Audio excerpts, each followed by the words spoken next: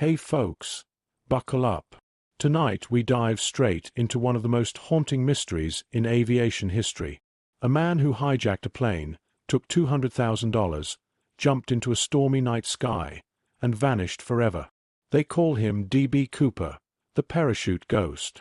No body, no clue, no goodbye. Just silence, and a legend that refuses to die. It was November 24th, 1971. Thanksgiving Eve.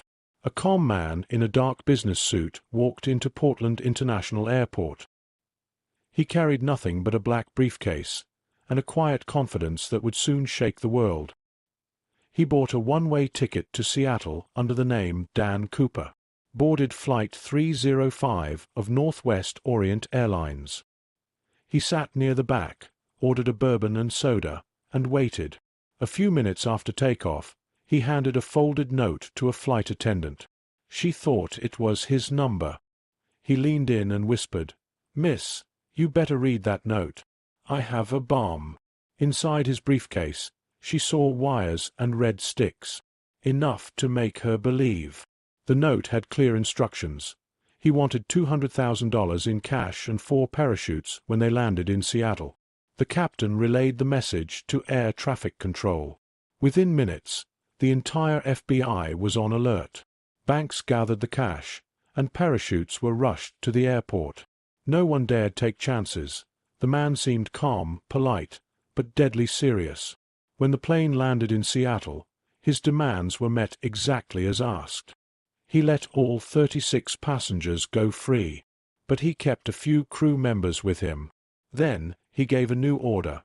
"Take off again. We're going to Mexico City." The plane took off once more, climbing into the cold night air. He made very specific demands: landing gear down, flaps partially lowered, speed kept low. He wanted the cabin depressurized and the rear stairs unlocked. At around 8 p.m., somewhere over the forests of Washington, he made his move. He strapped the cash into a bag, fastened one parachute, and calmly walked to the back. The flight crew felt the pressure shift. A light blinked. The rear stairs were open. Then, a gust of air. And silence. He jumped. Into freezing rain, fierce winds, and total darkness. No one saw him again. No one heard a thing. No distress signal. No parachute in the sky. Just a man disappearing into the storm, and into history. The moment the plane landed, the search began. FBI agents poured into the forests, rivers, and mountains along the flight path. Helicopters scoured the area for weeks. Every lead turned cold. They called it NORJAC, the Northwest Hijacking Investigation. Hundreds of suspects were interviewed. Over 800 names crossed the FBI's list. But none could ever be proven to be D.B. Cooper. Years passed. No trace. Until 1980, when a young boy found something strange along the Columbia River. A decayed bundle of $20 bills buried in the sand. The serial numbers matched Cooper's ransom. That was the only real evidence ever found. No parachute. No body. Just money. And more questions. The story took on a life of its own. People began calling him the parachute ghost, the man who escaped both gravity and justice. Locals in Washington whispered that the forests were haunted by a man in a trench coat, carrying a briefcase. Truckers claimed to see a figure on the roadside during stormy nights, vanishing as they drove closer. Every rustle in the woods became a rumor. Every stranger in town became a suspect. D.B. Cooper became a folk hero, a symbol of rebellion and mystery, a man who outsmarted the system and melted into thin air. Books, movies, songs, everyone wanted to claim the truth. But no one could touch it, because Cooper wasn't just a man anymore. He was a myth. Decades passed.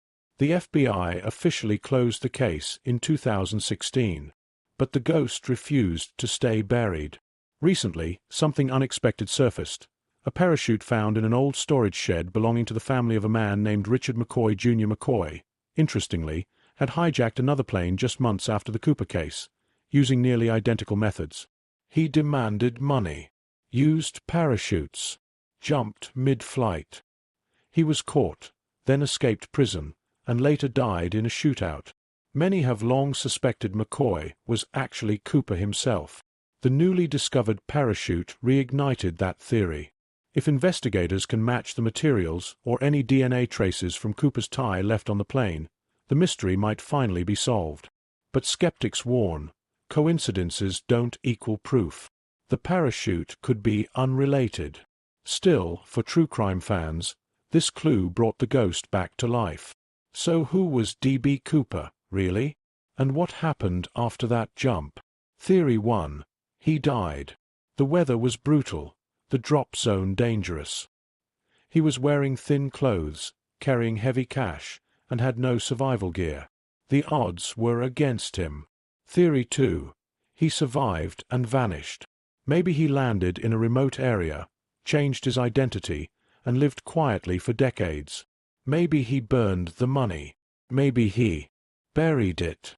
Maybe he's still out there, watching the story unfold. Theory 3. He was Richard McCoy, or part of something bigger.